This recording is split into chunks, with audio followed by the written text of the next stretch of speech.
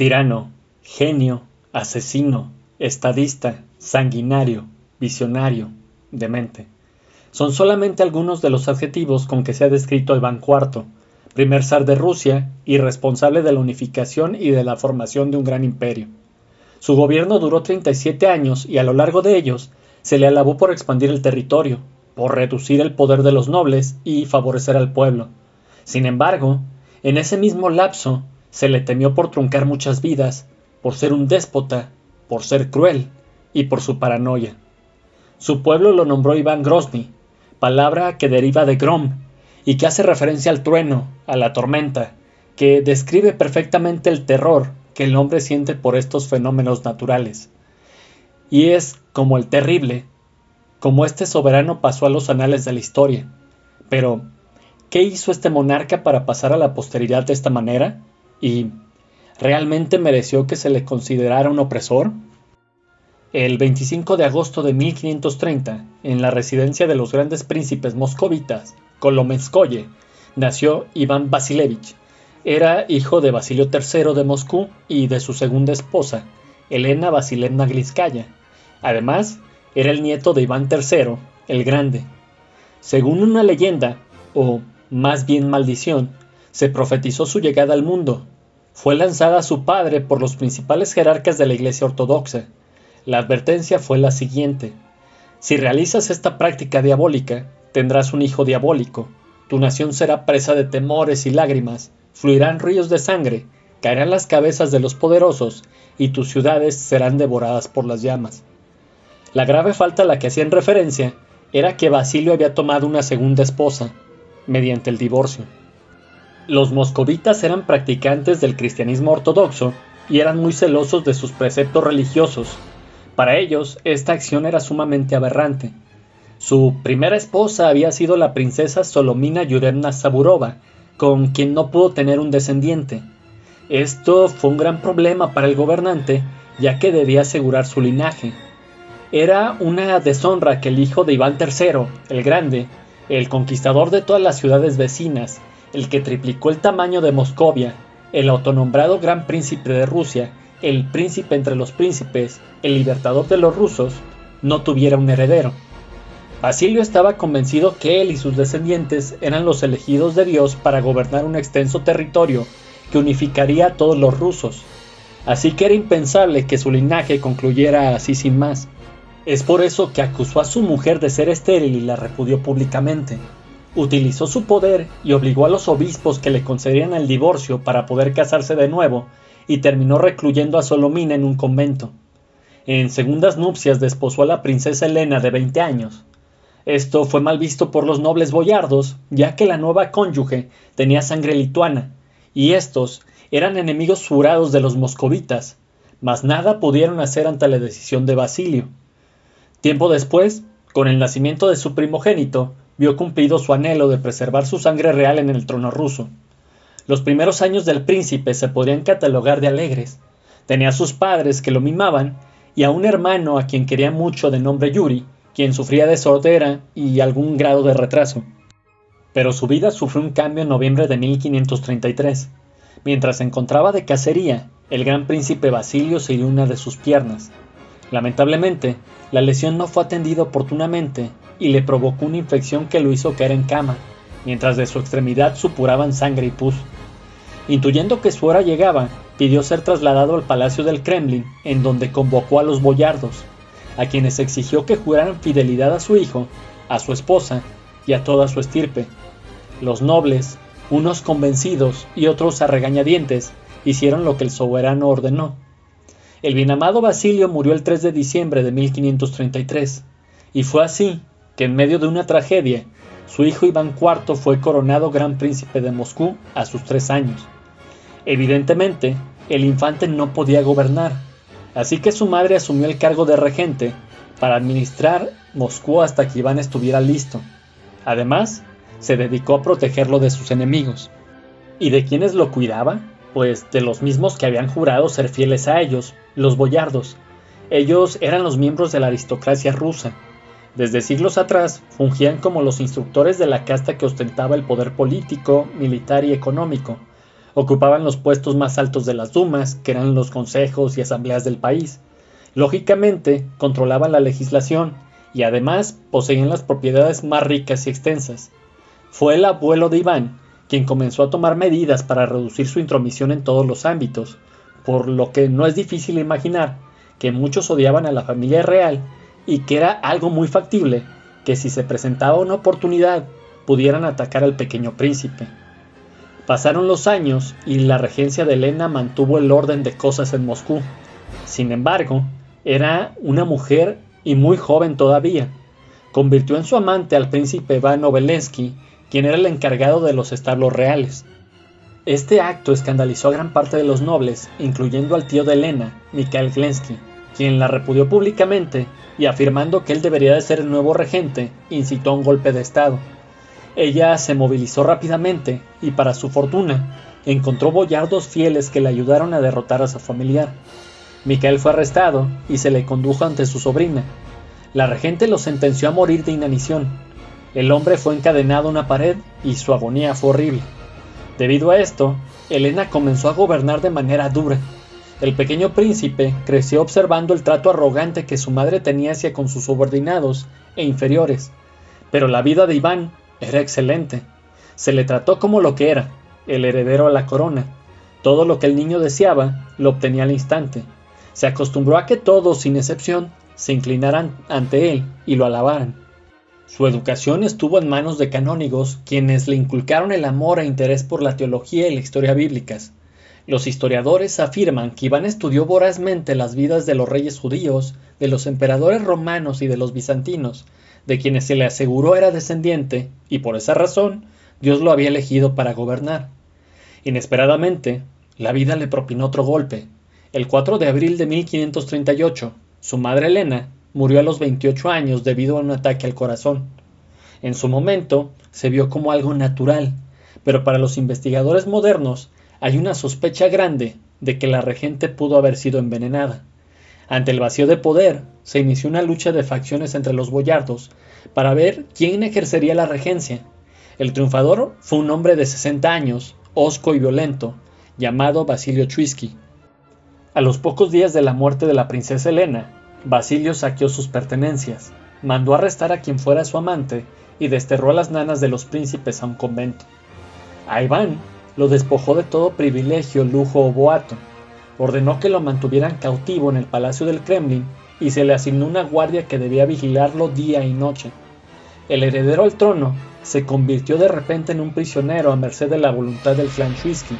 Se le vistió con harapos, se le alimentó raquíticamente y los guardias se divertían maltratándolo a él y a su hermano menor. Eso sí, tuvieron especial cuidado en nunca excederse con él.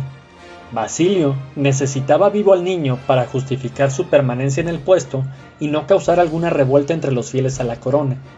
Por eso, de vez en cuando se lo vestía con ropajes ricos y lo obligaban a desfilar ante sus súbditos o bien a atender algún acto religioso. El gran príncipe de Moscú era solo un títere. El infante comprendió pronto que no podía hacer nada, así que se abrazó a lo único que le dejaron, su religión. Pidió con mucho fervor a Dios que castigara a sus opresores y le regresara a su lugar. Y quizás sus ruegos fueron oídos, porque al poco tiempo Basilio murió de viejo. Resurgió la pugna por el poder entre los nobles y se perfilaron dos candidatos fuertes, curiosamente ambos con el mismo nombre. Por un lado, Iván Chusky, de la familia que estaba oprimiendo al príncipe, y por el otro, Iván Belsky, de un clan leal a los príncipes. Belsky logró imponerse e inmediatamente tomó bajo su protección al soberano. Le regresó sus privilegios y lo trató de acorde a su cargo, el del elegido por Dios. Los obispos Macario y Yusef fueron los responsables de la educación de Iván, mientras el regente se encargaba de la dirección de Moscovia. Sin embargo, graves peligros se cernían sobre el territorio. Los países vecinos con quienes Basilio III había mantenido una precaria paz vislumbraron la debilidad por la que atravesaban y mostraron signos de hostilidad. Moscú estaba rodeado por todas partes de enemigos. Al oeste se encontraban Lituania y Livonia, y al sureste los fragmentados kanatos de Astracán, Kazán y Crimea, reinos cuyos soberanos eran descendientes del gran Gengis Khan en donde su población era tártara y musulmana.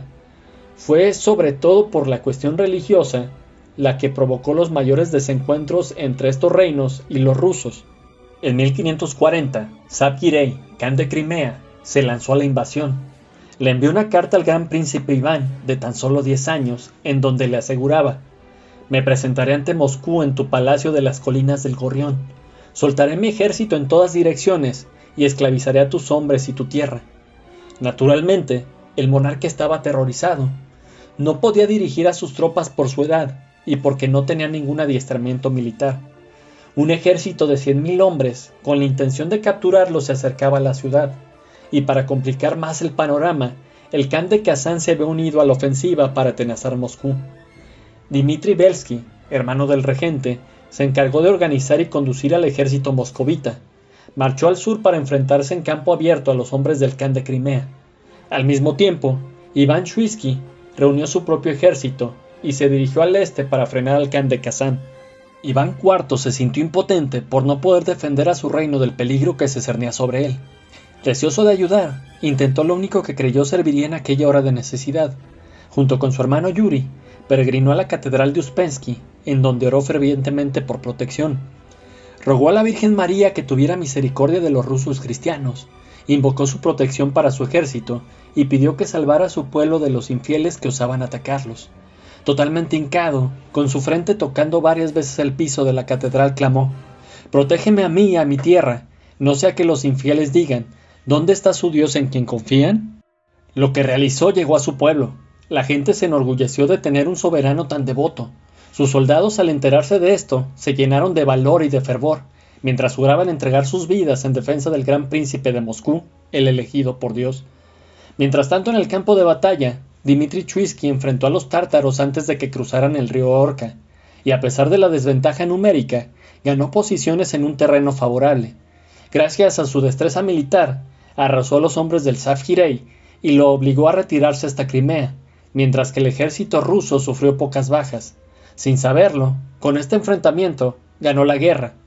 Cuando la noticia de la victoria llegó a la capital, el obispo Yusef ordenó sonar todas las campanas de las iglesias y públicamente agradeció y alabó al príncipe Iván IV. Elocuentemente afirmó que debido a los rezos del monarca y a su buena estrella, se había logrado aquella hazaña. Todo el reino se convenció de esto, incluso el mismo Iván en verdad creyó que Dios lo escuchaba y estaba de su lado. La amenaza externa había sido derrotada, pero la amenaza que vivía en casa aprovechó la situación y golpeó de nueva cuenta al gran príncipe. Iván Shuisky, que estaba en el este, no vio acción en esta guerra. El Khan de Kazán, cuando se enteró de la derrota del río Orca, se retiró cobardemente sin presentar lucha. Teniendo sus hombres ya reunidos, decidió dar un golpe de estado el 2 de enero de 1542. Eligió a sus mejores 300 jinetes y partió rumbo a Moscú. Ayudado por conspiradores, pudo ingresar sin ser detectado y logró sin problemas capturar al regente y al obispo Yusef. Todos los benefactores y amigos del príncipe Iván fueron hechos prisioneros. Los menos afortunados serían ejecutados. Todo dependía del nivel de amenaza que representaran para el usurpador. Iván Shuisky no osó tocar al gran príncipe. Sabía perfectamente que no debía hacerlo. Si intentaba hacer algo contra el proclamado Salvador de Moscú, tendría una revuelta que lo derrocaría. Simplemente lo trató como basura, una que garantizaba su posición. Lo que nunca calculó el nuevo regente es que Iván IV había crecido. Ahora, con 11 años, comprendía lo que pasaba y entendía el peso que tenían las relaciones e intrigas políticas.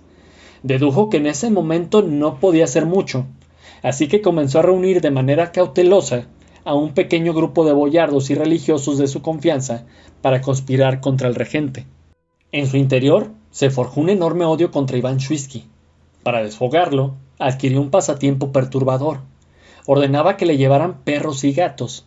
Se dirigía con ellos a las partes más elevadas del palacio del Kremlin, tomaba a los animales y los arrojaba al vacío. Se asegura que su placer era ver cómo las pobres criaturas se estrellaban, mientras imaginaba a sus enemigos en cada animal muerto. En mayo de 1542, Iván Shuisky falleció repentinamente, y con ello surgió una posibilidad para el príncipe de alzarse para ganar su libertad.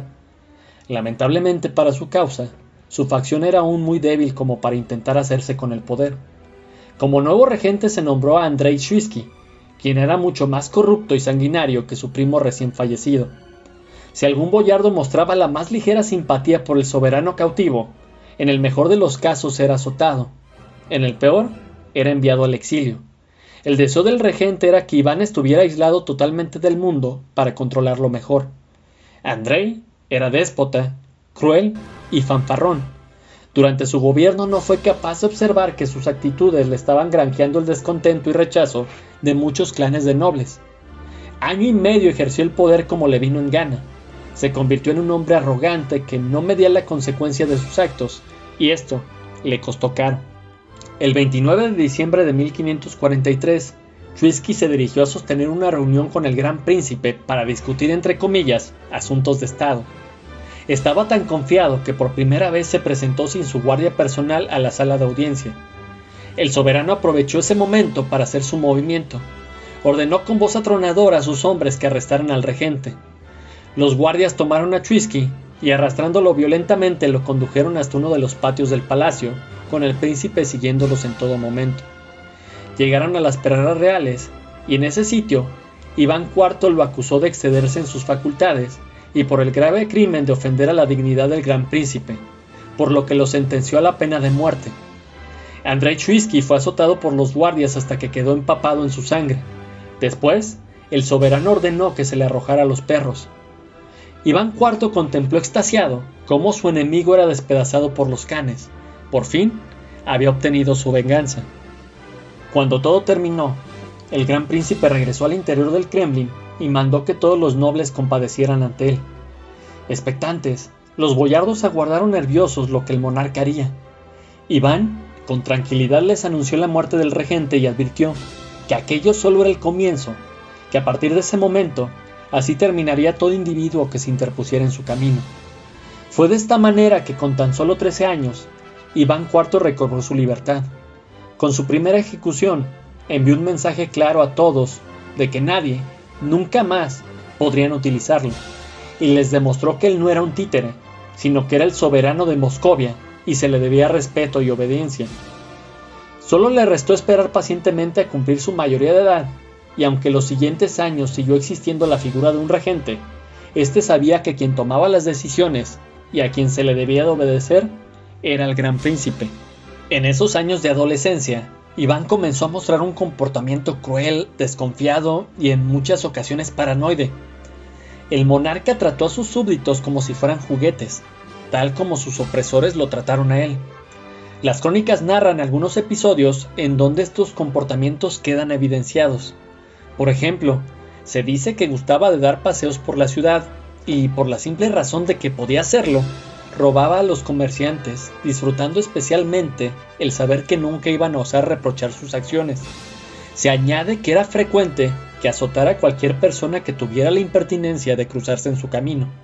Otro incidente al que sus biógrafos hacen referencia sucedió cuando tenía 15 años. Deambulaba como era su costumbre cuando de pronto escuchó a un hombre proferir malas palabras.